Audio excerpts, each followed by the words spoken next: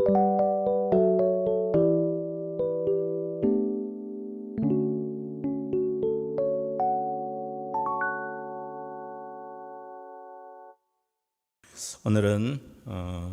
우리가 잘 아는 부활장이라고 하는 고린도전서 15장을 함께 나누는 이제 출발선상에서 그리스도의 부활이라는 제목으로 함께 은혜를 나누고자 합니다.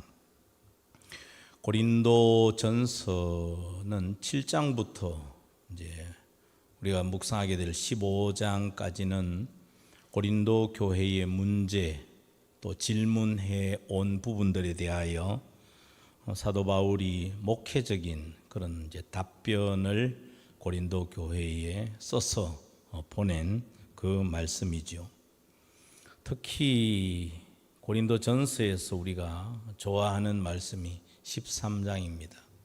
그리고 부활장이라고 하는 이 15장, 13장과 15장은 문체가 또 문학적으로도 굉장히 탁월하고 아름다운 그런 형식으로 되어 있고, 그 다음에 사랑과 부활이라고 하는 13장과 15장의 주제는 기독교의 핵심 교리이거든요.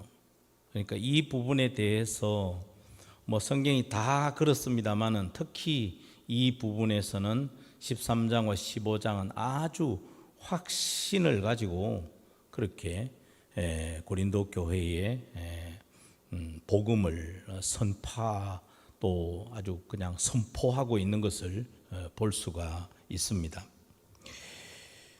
그런 가운데 이제 15장에 와서 부활에 대하여 이제 최종적으로 결론 부분을 문제에 대한 답을 주면서 부활을 다루고 있는 것은, 부활이라고 하는 것은 우리 기독교의 핵심 교리가 아닙니까?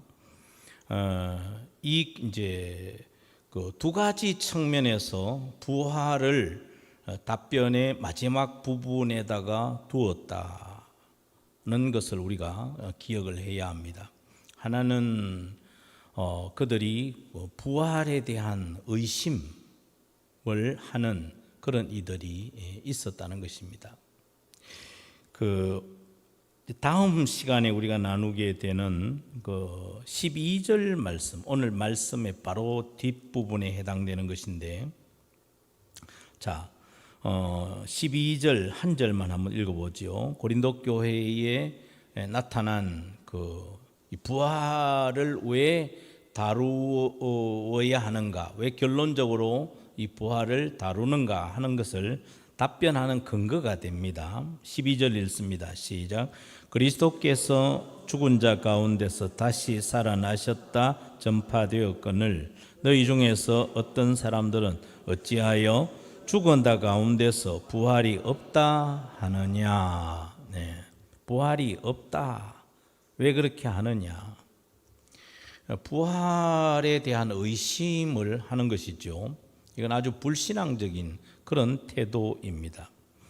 부활이라고 하는 사실, 부활하셨다, 부활이 있다라는 이 사실을 근본적으로 그 의문, 안 믿는 것이죠. 부정하는 그런 이제 행위가 되는 것입니다. 이것은 그 당시 그 신약 초대교회 신약 시대의 그 철학과도 상당히 연관된 그런 태도입니다. 중간기 400년 역사 속에 가장 화려하게 꼽힌 문화가 헬라 문화하고 헬라 철학 아닙니까? 헬라 철학의 주제가 그겁니다. 영적인 것은 불멸하다라는 것은 헬라 철학도 인정을 합니다. 그러나 육신이 영원하다, 육신이 다시 산다라는 이 부분에 대해서는 그 당시 그야말로 화려하게 꼽힌 헬라 철학에서도 그것은 부정합니다. 육신이 부정한 것인데 그게 어떻게 다시 살 수가 있느냐? 다시 살 수가 없다. 그러니까 이제 이런 분위기가 초대교회, 복음을 믿고 교회가 힘있게 건설되어지고 확장되는 그때에도 교회에 스멀스멀 들어와서 복음을 자꾸 희석시키고 와해시키려고 하는 그런 분위기가 이제는 신앙생활에까지 스며들어왔다는 것입니다. 그래서 부활은 없다, 그렇게 말하는 것이죠. 그 다음에 여러분 뒤에 35절 말씀을 한번 또 가보시죠. 그럼 부활한다면, 부활이 있다 손치더라도 부활한다면 어떤 모습으로 부활을, 어떤 과정을 통하여서 부활할까 하는 이런 질문을 그 당시에 했다는 것이죠. 자, 35절 한 절입니다. 시작. 누가 묻기를 죽은 자들이 어떻게 다시 살아나며 어떠한 몸으로 오느냐 하리니. 네. 죽은 사람이 어떻게 다시 어떻게 그 다음에 부활을 만약에 한다면 어떤 몸으로, 부활한 후에 몸은 어떠냐, 어떤 몸이냐, 이런 생각들을 가지고 있었다는 것이죠. 이제 그래서 사도 바울은 바로 이제 나중에 이 두 가지 부분에서는 이제 우리가 다시 말씀을 나누면서, 그러니까 고린도 교회에서는 근본적으로 이런 데 대한 불신앙적인 그런 이제 사조가 교회 안에 있었다는 것입니다. 그렇기 때문에 사도 바울이 부활에 대하여 분명하게 답을 제시할 필요가 있겠다. 그래서 이제 우리가 아는 대로 부활장은 절수가 상당히 많고, 그다음에 앞에서 말씀드린 것처럼 부활에 대한 아주 강력한 확신을 갖도록 만드는 그런 이제 어조로 되어 있다는 것이죠. 그 다음에 이제 부활장을 교회 문제에 대한 답변의 마지막에 두었다는 것은, 부활은 복음의 핵심이거든요. 그러니까 요 앞에 12장부터 계속 14장까지 다루어 온 문제가 무슨 문제였습니까? 은사 문제 아닙니까? 은사. 12, 13, 14 계속 은사를 강조해 왔기 때문에 사람들의 생각에 야, 은사가 굉장히 중요하구나. 그래서 본질인 복음, 핵심 아닙니까? 생명입니다. 본질인 이 복음에 대한 생각보다도 사람들의 생각들이 어디로 치우칠 가능성이 있습니까? 은사 중심으로 흐를 수가 충분히 있었다는 것이죠. 그래서 은사가 중요하나, 그러나 은사보다 생명이요 본질은 뭐라는 것입니까? 복음이라는 것이죠. 복음을 놓쳐서는 안 된다. 생명 같은 복음을 놓치고 은사를 논한다는 것은 이거는 잘못된 신앙의 태도다.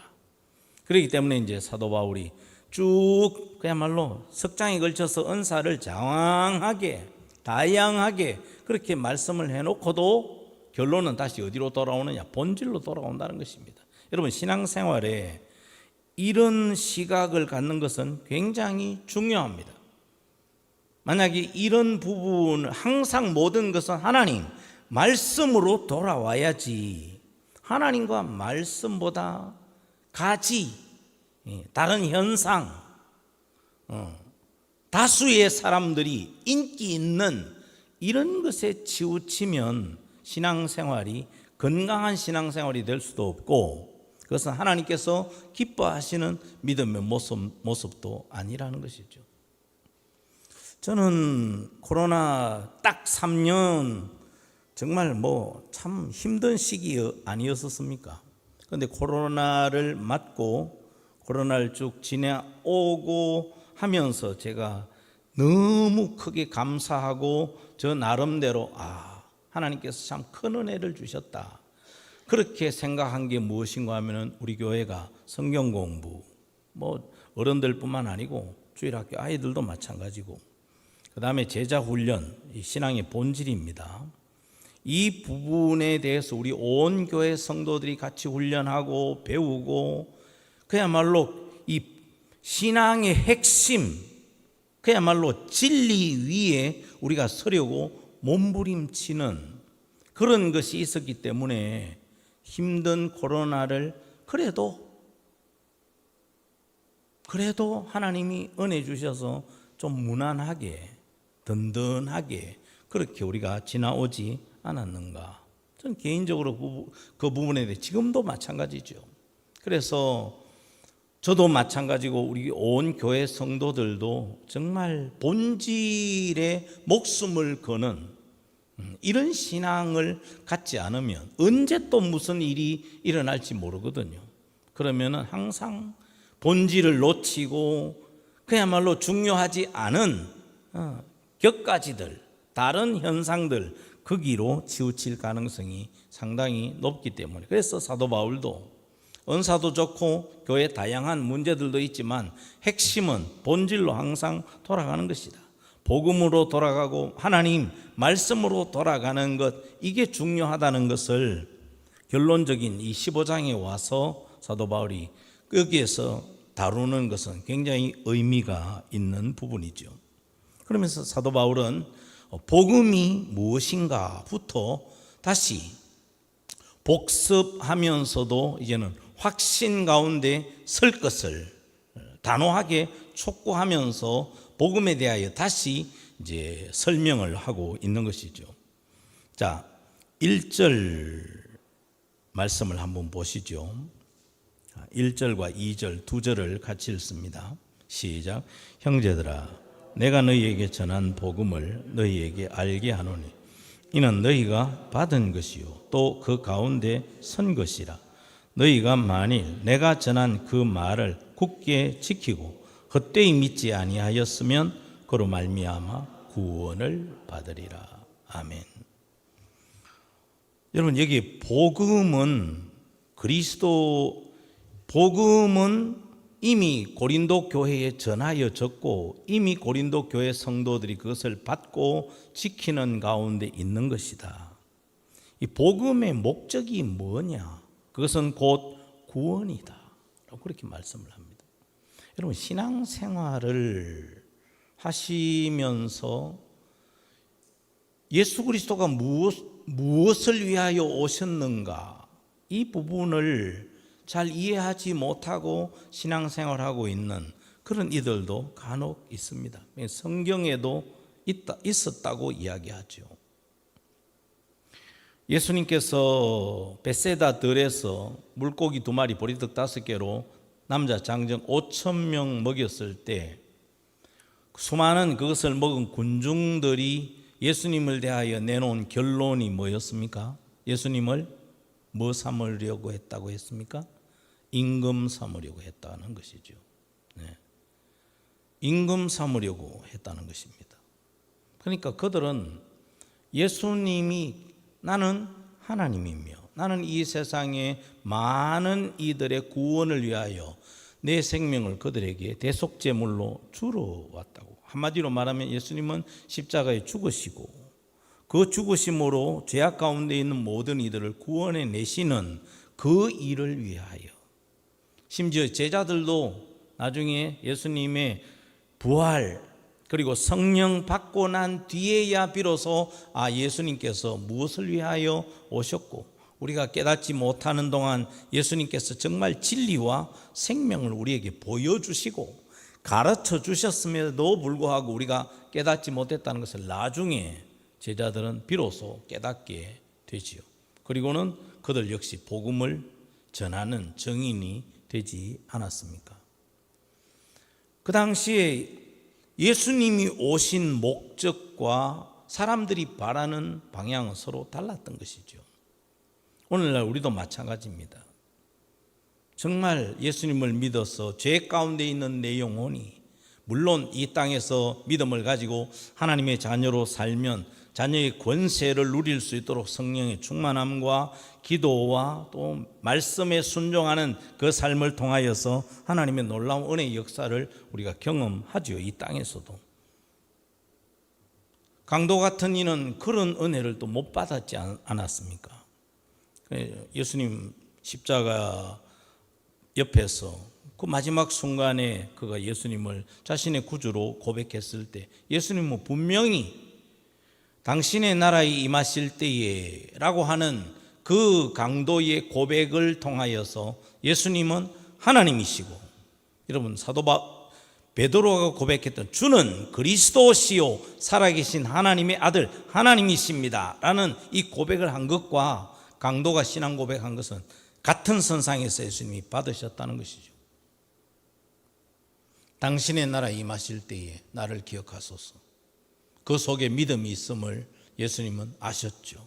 여러분, 예수님이 그냥 옛다 받아라, 마지막 주는 선물이다, 모르겠다, 그렇게 해서 예수님이 던져주신 게 아니고, 예수님은 그의 고백 속에서 예수님을 구주로 믿는, 그리스도로 믿는 분명한 믿음이 있었기에 네가 오늘 나와 함께 낙원에 있으리라. 할렐루야.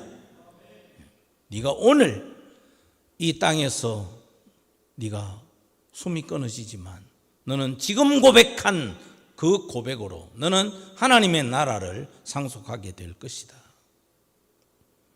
여러분, 믿음의 위력입니다. 믿음의 능력입니다. 믿음은 우리로 하여금 죄악 가운데서 그야말로 벗어나게 할 뿐만 아니라 하나님의 나라에 들어가게 하는 유일한 통로, 그것은 예수 그리스도를 믿는 그 믿음을 통하여 얻게 되는 것이죠. 그래서 너희가 믿고 그것을 지키면, 그게 헛되지 않으면 너희는 구원을 이미 받았느니라고 말씀을 합니다. 두 번째, 복음에 대해서 사도 바울은 다시 설명을 합니다. 복음은 그리스도의 죽으심과 부활이다. 한번 따라 하시죠. 복음은 그리스도의 죽으심과 그의 부활이다. 네, 여러분, 복음은 우리 교회에 나와 보세요. 한번 믿어 보세요. 물론 그것도 좀 더 심도 있게 설명을 하면 나중에 그리스도가 나오겠죠. 그러나 그리스도까지 나가지 못하고 그냥 교회에 나와 보세요. 나와 보는 것 가지고는 구원을 얻지 못합니다. 그래서 우리가 복음을 전도할 때 사형리든 무엇이든 우리가 왜 죄인이 되었는가부터 다룹니다. 그리고 이 죄를 해결하기 위하여 유일하게 세상의 구원자로 오신 그리스도, 그를 영접해야 다른 길은 없습니다. 이걸 이제 제시하고, 나는 예수 그리스도를 나의 유일한 구원자로 내가 믿습니다 할 때 예수님의 그 죽으심이 곧 죄인이었던 내가 죽어야 하는데 예수님이 대신 죽으심이고, 그때 죄인인 나는 죽었고 예수님 안에 있는 그 생명으로 말미암아 나는 다시 산 자가 되었다고 하는 이 믿음을 비로소 가지게 되죠. 그럴 때 하나님의 자녀가 되고, 그럴 때 하나님의 나라를 상속할 복된 믿음의 성도가 되는 것이죠. 3절과 4절을 한번 보시겠습니다. 3절과 4절, 그리스도의 죽으심과 부활, 복음에 대한 말씀입니다. 시작. 내가 받은 것을 먼저 너희에게 전하였노니 이는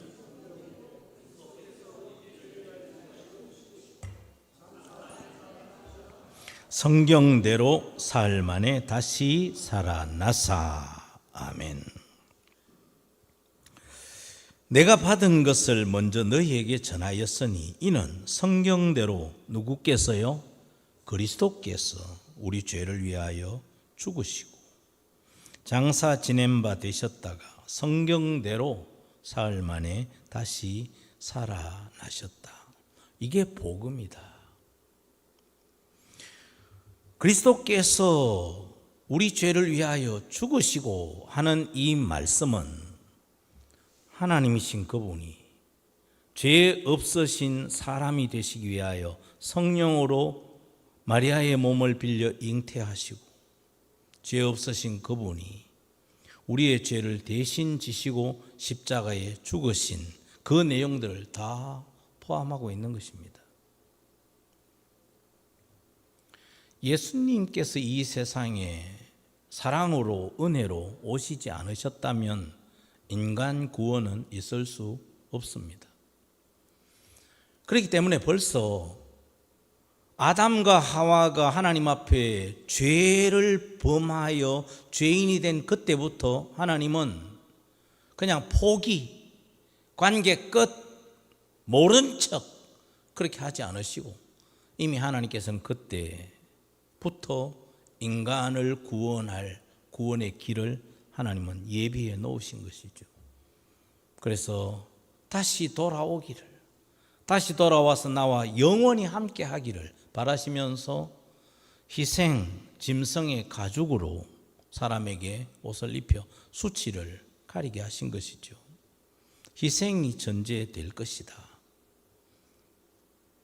그 희생의 그야말로 실체가 예수님이시고 그 실체가 오시기 전까지 구약의 모든 예표로 나타난 것이 아론의 구리뱀 장대 높이 단 것 있지 않습니까? 기생 라합의 창문에 달았던 붉은 줄, 그 유월절 어린 양의 피, 구약의 인간이 죄로 하나님 앞에 나올 수 없으나 하나님과 교제할 수 있는 길을 여신 게 뭡니까? 제사, 피 있는 제사. 그 대속죄일 날 염소의 피, 그걸 가지고 대제사장이 1년에 지성소에 들어가지요. 그것이 바로 예수 그리스도를 예표하는 모든 것들이었죠. 예수님께서 십자가에 달려서 피를 다 쏟으시고 다 이루었다 선언하시고 내 영혼을 아버지의 손에 부탁하나이다 그렇게 선포하시고 운명하실 때 성소, 지성소와 성소 사이에 가림 휘장이 위에서부터 찢어지게 된 것이죠. 이제는 그리스도의 피로 누구든지 죄 씻음을 받으면 대제사장처럼 하나님께 나아가 그와 더불어 교제하고 그분의 사랑을 받으며 영원히 함께 사는 그런 은혜를 누리는 길을 십자가로 여신 것이죠. 오늘이 참 초파일 아닙니까? 사람들이 얼마나 많이 축제하고 또 여러 열심을 가지고 이렇게 나름 섬긴다고 하지요. 참 감사하고 안타까운 사실은 감사한 것은 우리가 그런 자리 당연히 있어야 할 우리들이지만은 우리를 사랑하셔서 은혜 안으로 부르신 것이 너무 감사한 반면에 아직까지 이 복음을 거부하고 하나님과 우리 사이에 유일한 구원의 길 되시는 예수님을 거부하고 여전히 죄 가운데서 살아가는 몸부림치는 그런 이들의 모습을 보면 안타깝기 그지 없지요. 우리 예수님은 그냥 막무가내로 막 오셔서 길을 여신 게 아니고 성경대로 창세기 3장 15절부터 여자의 후손이 올 것이라 원복음이라고 합니다. 원복음, 복음의 출발점, 근원, 여자의 후손. 그리고 예수님은 이 땅에 이제 오셨죠. 예수님이 이 땅에 오셔서도 내가 예루살렘으로 올라간다. 사람들에게 버림을 받아 내가 죽을 것이나 사흘 만에 다시 살아나리라. 수차 말씀을 하셨습니다. 그런데도 제자들은 그때는 들리지 않죠. 상황이 그런 얘기가 귀에 들어올 때가 아니었던 것이죠. 근데 예수님은 정말 구약의 선지자들, 구약의 시편, 구약의 모든 성경이 가리키며 말씀하신 그대로 이 땅에 구주로 오셨고 말씀대로 십자가에 죽으시고 말씀대로 부활하신 것이죠. 예수님의 부활이 우리에게 바로 우리가 가지는 영원한 생명이 그러한 것이다 라는 것을 예수님이 부활 사건으로 직접 부활하심으로 보여주신 것이죠. 그리고 나 있는 곳에 너희도 함께 있도록 하기 위하여 내가 다시 오리라. 하나님이신 그분과 영원히 하나님의 나라에서 살도록 하기 위하여 주님은 오셨고 우리를 믿게 하셨고 우리를 다시 데리러 오실 것이라고. 그래서 우리는 그 다시 오실 주님을 기다리고 있는 것이죠. 복음이 바로 이것입니다. 예수 그리스도의 죽으심과 부활, 이게 복음의 핵심인 것이죠. 마지막 세 번째, 예수님의 부활이 확실한 것은 제자 베드로를 비롯해서 12제자들에게 예수님은 부활하신 그날 다 보여주셨습니다. 그 후에 500여 형제, 이것은 초대교회의 핵심인 성도들에게 일시에 보여주셨습니다. 7절에 보면은 야고보, 여러분 그 유다 야고보, 신약 성경에 있는 이 야고보는 요한의 형님 사도 야고보가 아닙니다. 예수님의 친동생이 되는 것이죠. 예수님이 마지막 6월절 올라갈 때 동생들이 얼마나 핀잔을 줬습니까? 아니 형님 뭐 그렇게 유명해지고 싶으세요? 그러면 이런 갈릴리 같은 이런 시골에 있지 말고 아예 저 예루살렘으로 가세요. 거기 가서 뭐 성공을 하시든지 거기 가서 인기를 끄시든지 그렇게 말하던 동생들 아닙니까?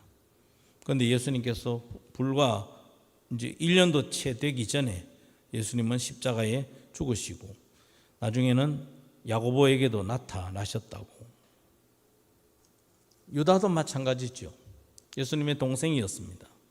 근데 그 유다도 우리가 보면은 마리아도 야고보나 유다 같은 이런 이들도 바로 예수님이 성천하시고 난 다음에 120명의 성도들이 마가의 다락방에 기도하며 성령 받았을 때 거기에 있던 주 멤버가 아니었을까 충분히 우리가 생각할 수 있죠. 그래서 사도행전 15장에 보면은 벌써 이 야고보의 신앙이 얼마나 일치월장했는가 하면 초대교회 1차 선교 여행을 하고 수리아 안디옥에 왔을 때 교회가 어지럽혀집니다. 그럴 때 그것을 가려달라고 예루살렘 총회를 소집하게 하죠. 그때 총회장격으로 있던 이가 야고보였습니다. 동생 야고보. 여기 7절에서 말씀하고 있는 이 야고보이죠.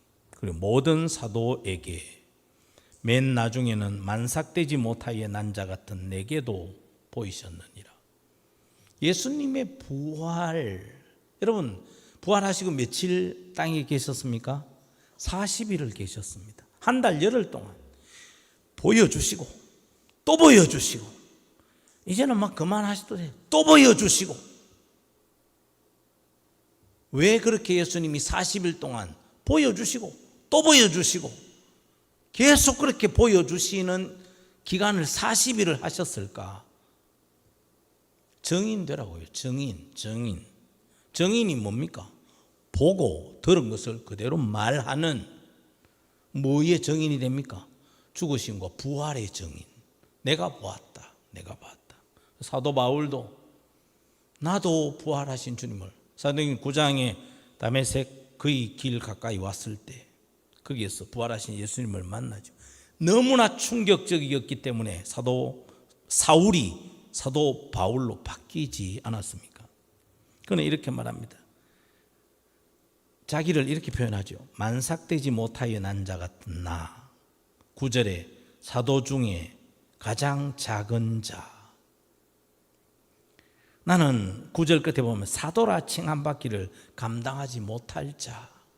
나같이 복음을 거역하고 교회를 핍박하던 그런 나에게도 주님이 나타나셔서 내가 변화된 것을 보라.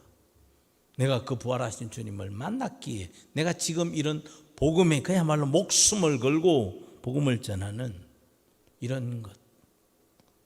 나의 부활의 복음 전하는 나를 보면서 부활하신 그분을 여러분들도 확실히 믿는 그 믿음, 이게 바로 내가 전하는 복음이다 라고 고린도 교회에 말하고 있는 것이죠. 그리고 10절, 11절에 보면, 여러분 참 10절은 굉장히 중요한 절입니다. 여기는 하나님의 은혜라는 말이 한 절에 이렇게 들어간 절이 없습니다. 3번이나. 한번 따라하시죠. 하나님의 은혜, 하나님의 은혜, 하나님의 은혜. 여러분, 부활하신 주님이 나를 찾아오셨다는 것, 그래서 내가 변화되고 사도가 된 것, 이 뭐라고요? 하나님의 은혜다. 하나님의 은혜. 한 번으로 도무지 그것을 그냥 끊을 수가 없었던 것이죠. 한번 읽어보시죠. 자, 10절 시작. 그러나 내가 나 된 것은 하나님의 은혜로 된 것이니 내게 주신 그의 은혜가 헛되지 아니하여 내가 모든 사도보다 더 많이 수고하였으나 내가 한 것이 아니요 오직 나와 함께 하신 하나님의 은혜로라. 아멘. 여러분, 우리가 재정적으로 좀 모자라고 생각대로 모든 일들이 잘 풀리지 않고 건강이 좀 순탄하지 못하고 온갖 것 신경 쓰고 힘든 그런 모든 것들이 다 응답되면 좋죠. 응답이 전혀 안 될지라도 우리는 이미 사도 바울이 고백했던 구원의 은혜, 구원의 은혜, 구원의 은혜, 나 같은 이에게 임한 이 은혜, 그 은혜를 저와 여러분들도 이미 받고 사는 내가 바로 은혜의 주인공이라는 사실을 늘 기억하고 감사하시기를 주의 이름으로 축원합니다. 이거보다 더 큰 은혜가 어디 있습니까? 주시면 좋지요. 안 주셔도 우리는 충분히 다 받았습니다. 하나님의 은혜, 나 같은 죄인을 하나님이 부르셔서 그런 일을 변화시키신 분이 바로 부활하신 예수 그리스도, 자신의 삶을 근거로 그렇게 전하고 있는 것이죠. 여러분, 이 그리스도의 부활을 확신하는, 이 부활에 확신 있는 믿음을 가지고 늘 사는 여러분들 되시기를 주의 이름으로 축원합니다. 우리가 예수님이 부활절 되면 늘 나눕니다만은 부활절을 지켜도 부활에 확신 있는 믿음의 삶을 가지고 살지 못하면 늘 염려합니다. 네. 여러분, 부활은 우리에게 주신 놀라운 능력이자 선물입니다. 우리가 잠잘 때 내일 아침에 못 일어나면 어떡할까 염려하며 주무시는 분들 손 들어보세요. 그런 분들 없죠. 네. 부활은 당연한 것입니다. 내일 아침은 반드시 오게 되어 있습니다. 우리가 믿음 생활할 때 하나님 그리고 부활의 능력을 확신하는 이 믿음 가지고 우리가 살아갈 때 우리 앞을 머리 아프게 하고 근심, 염려, 잠 못 이루게 하는 그 역사들이 우리 앞을 가로막지 못합니다. 부활의 확신을 가지고 사는 사람들, 죽어도 다시 사는, 절망도 희망으로 바꾸는, 그야말로 폭포수 같은 눈물을 땅을 치며 쏟을 그 현장을 웃으며 노래 부르는 현장으로 바꾸신 그 부활, 주님이 이 땅에 오셔서 복음으로 우리를 살리시기 위하여 그렇게 부활하셨고, 그리고 제자들이 심지어 사도 바울까지 그 부활의 복음을 전하고, 그리고 그 부활의 복음을 들은 사람들이 고린도 교회가 되고 오늘 우리 교회가 되어 있지 않습니까? 늘 그리스도의 이 부활을 나의 부활로 확신하고 어떤 어려움이 와도 나는 다시 주님이 주시는 능력으로 부활한다고 하는 이 확신, 그리고 이 세상을 떠나게 될 때 죽음이 나를 가로막아도 이 세상에서의 아침과 비교할 수 없는 하나님 나라의 영광스러운 그 나라에서 눈뜨게 될 그 확신을 가지고 죽음도 기쁨으로, 정말 두려움이나 공포가 아닌 환영하는 것으로 죽음도 맞을 수 있는 저와 여러분이 되어서 정말 부활 신앙으로 사는 성도를 기뻐하시는 그 하나님을 더 기쁘게 해드리는 우리 모두가 다 될 수 있기를 주의 이름으로 축원합니다. 기도드립니다. 하나님.